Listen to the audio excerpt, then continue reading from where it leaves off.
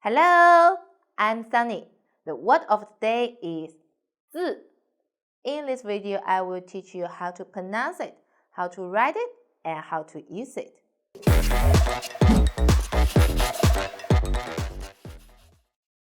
First, let's read together. 我们一起来读一下。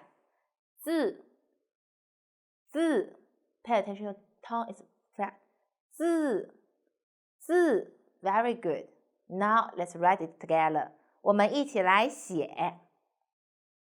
点横折横撇竖钩横字 means written Chinese character.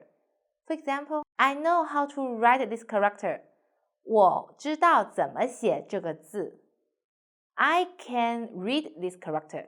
我会读这个字。Can you tell me what is the hardest character? Comment below. 在下方评论区告诉我，你认为哪个字是最难的？